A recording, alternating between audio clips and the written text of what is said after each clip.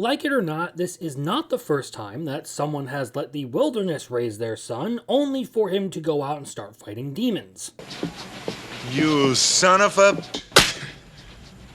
Yaiba Samurai Legend is the adaptation of an old-school shonen manga that had its first anime adaptation in 1993, so about 32 years ago. The manga is even older than that, dating back to 1988. And that's all just some fun facts for you, that this series is likely older than the bulk of you watching this video right now. Either way, the remake debuted during the spring of 2025, and it follows the story of Yaiba Kurogane, a young swordsman in training whose father raised him in the jungle and basically just let the kid have at it with a bunch of dangerous animals. And trust me, Steve Irwin would not approve of how they treat some of these creatures. However, because of this, Yaiba develops decent fighting skills before he's ultimately dragged back to civilization by his father and left in the care of the Mine household. And as you would expect of a feral child just thrown down in the middle of the city, Yaiba immediately starts causing trouble. First order of the business is to go and piss off one of the best swordsmen in the region, Takeshi Onimaru. In brashly picking a fight with Onimaru, Yaiba kicks off a series of ridiculous events that would culminate in the Moon Princess Kaguya returning to Earth via spaceship. Oh, and she's in a bunny girl suit, but that does come later.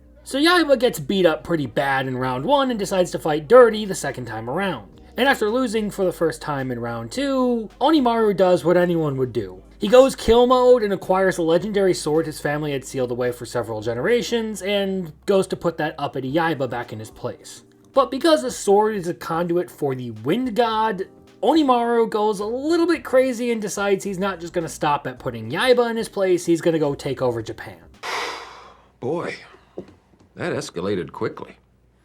I mean, that really got out of hand fast. And that's pretty much the demonstration you need to know that Yaiba's plot is, frankly, kind of batshit insane. But that's kind of a normal shonen anime thing, especially in the time period that this one originated out of. Shonen plots tend to be pretty zany since their target demographic is generally on the younger end. As far as writing is concerned, Yaiba gives a decent story, where the cast goes off on a number of wacky adventures in pursuit of defeating Onimaru and liberating Japan from his rule. The various enemies they face are almost all themed after some kind of animal, and villains in the latter half of Season 1 also come with the added inspiration of historical figures. So if nothing else, this series is very creative with the ideas that it employs. I guess you could argue that this anime shows its age a little bit in regards to the kind of zaniness it employs in the plot, especially since a lot of newer shonen seem to want to take on a much more somber and serious kind of storytelling. In a sense, it's also kind of refreshing to see that, but I will admit that this show doesn't always tickle my fancy. When it comes to characters, there wasn't anyone within the cast that I particularly latched onto. Yaiba is solid since he's not really given any slack in the power department. He actually goes through some periods of reflection where he realizes he needs to train harder and to work more on his swordsmanship if he wants to actually take down Onimaru. And he ends up going through a decent bit of training just to get to that point. So it doesn't ever really feel like the power he gets is unearned. Even if it can feel like the techniques he develops are less than ideal and get dwarfed by the powers he gets from the orbs. Unfortunately, while there are plenty of side characters, the ones that I find to be any measure of compelling are fairly few and far between, and once they've had their moment in the spotlight, they generally fade into the background. I don't mean to say that they are bad characters, merely that I don't find any of them to be the kind of character that I would really latch onto. In terms of shonen writing, they are about middle of the road, what you would expect. It's nothing that is incredibly deep or compelling or whatever, the characters work for the plot, but they aren't special in any regard outside of maybe their techniques or powers, and sometimes their design.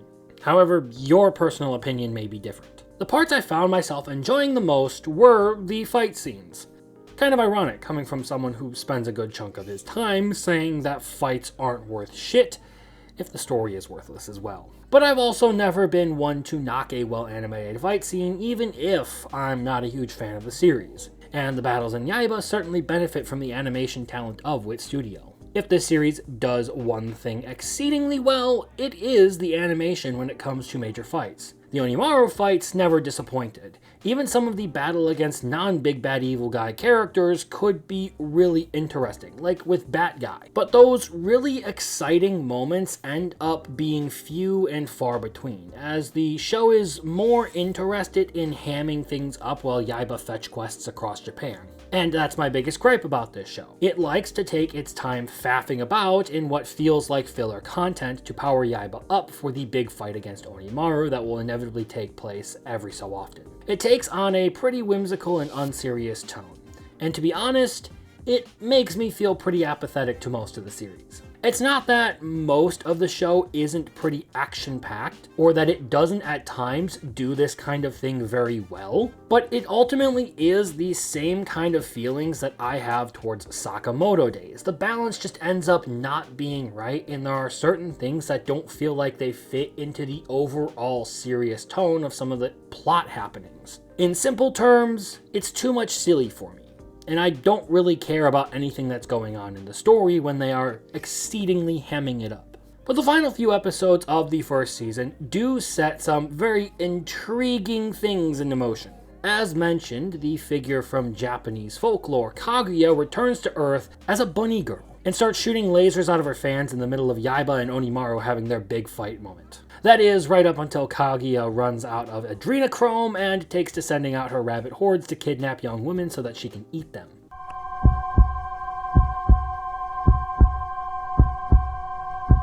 Yeah, this series does end up kinda seeming like something out of an Alex Jones monologue. A pint-sized swordsman and a teenage demon call a ceasefire to deal with a vampire in a bunny suit from the moon.